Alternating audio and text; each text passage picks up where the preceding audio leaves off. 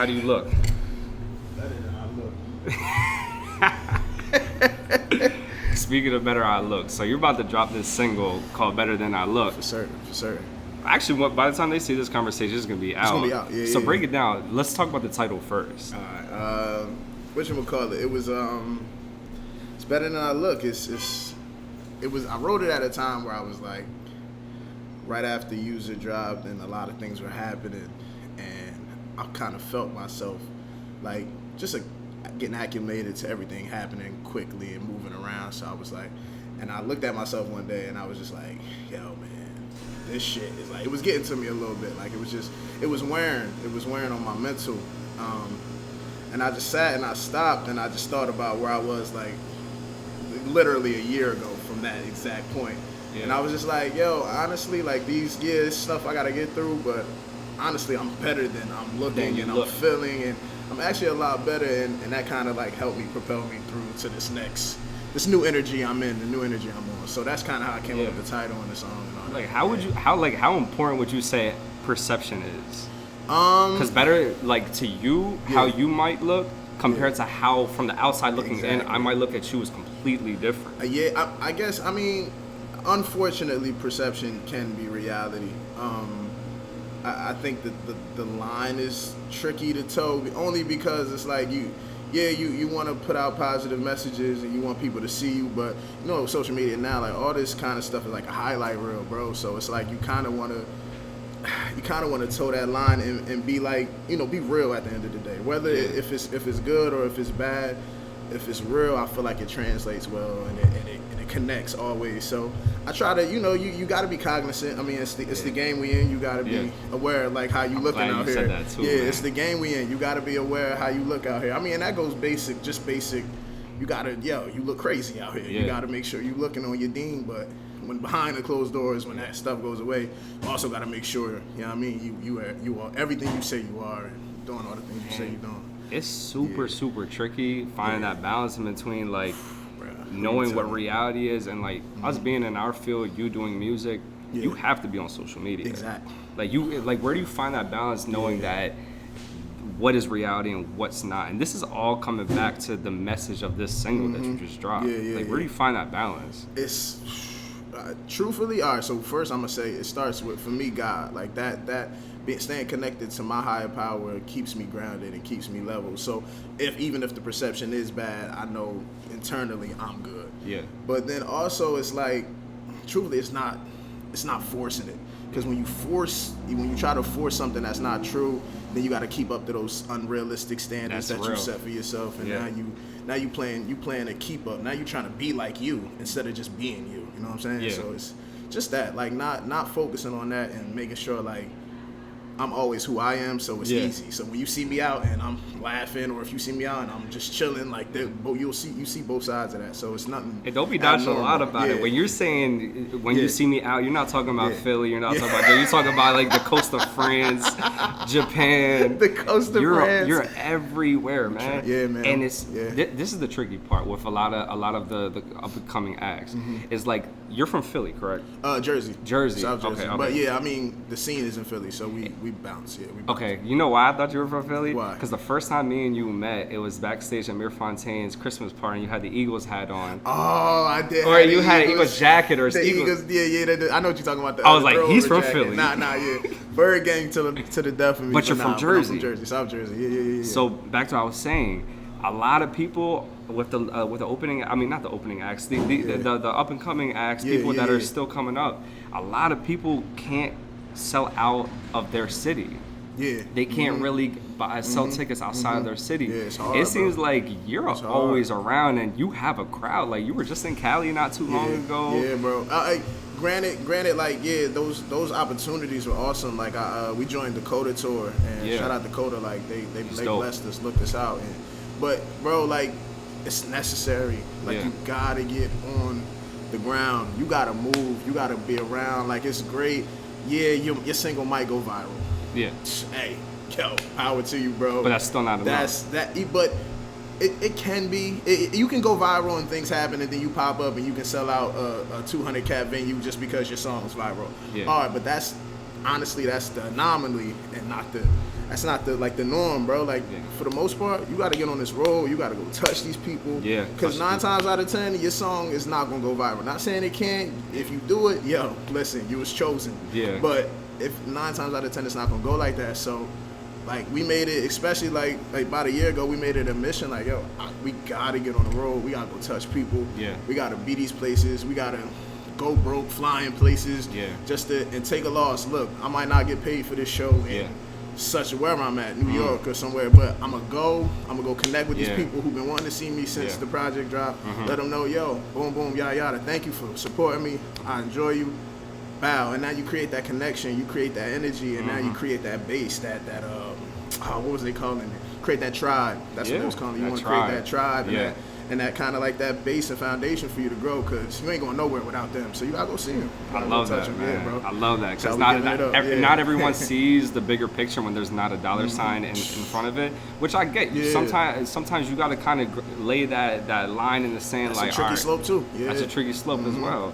But post user, you said that you have one technical project out, but 2 that break it down, because you're saying you have 2 projects, but you only count 1. I count them both, but Blurred Lines was in that was the title of the project, my first one. It was me, Theo, Julian Tab, my bro Ant Clemens, Mike Night Child now, and we was just all we was all hungry. We was just hungry. It was like I had just graduated high school. Met like Theo. I met all of them probably in like I knew Stars my whole life, but I met all of them in probably like a course of like 4 years. And it all happened, we was like all on the same trajectory, trying to make music, trying to go up at the same time. And we made a project and I loved it. But back then, like we was in basements. I don't even think we was compressing vocals right. Like we was doing a lot of things we shouldn't have been doing officially. So I mean, like if you can find it, it's still on SoundCloud. Like if people can find it, they can. Like it's some great songs on there. Like I got some of my favorite songs on that project. But User was kind of when me and Cam linked up. It was kind of when I officially.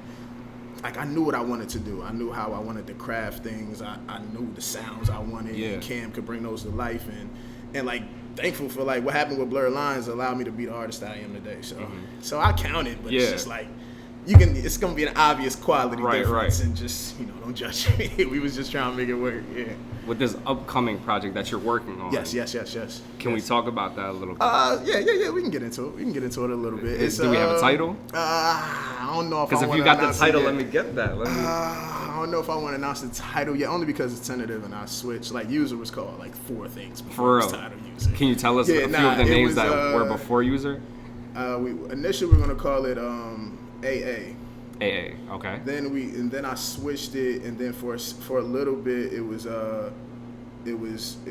User a true self-love story. Yeah. And then I swiped the true self-love story off, and then we finally settled on like User, and then that's kind of how we went with it. But this next one is.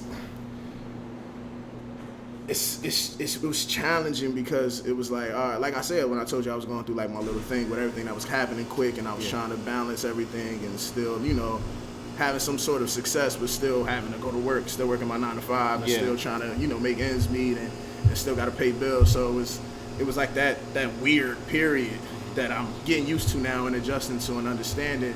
I just needed some hope, some belief.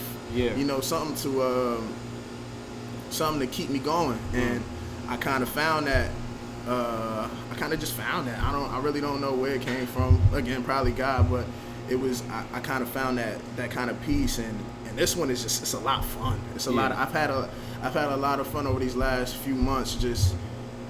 I fell in love with the grind again. You know that. Not I don't want to say again because I've never fell out of love with the grind, but it's like a new grind now. It's like a new challenge. I feel like I hit a peak. I was like, all right, but where's my new one? Because I know this ain't it. User's newest achievement. Yeah. Achievement unlocked. Exactly. It's like you get a level up, and it's like, all right, now I got to fight a better boss now, and it's like this is a bigger boss. Does User come from video games? Like because if you're a video game head, you know the lingo. Did that come from that? Not at all. User was just it was Because you had a long night playing Super Smash Brothers last night, so yeah. Shout out to Cam and A-Rod. We was definitely playing Smash last night.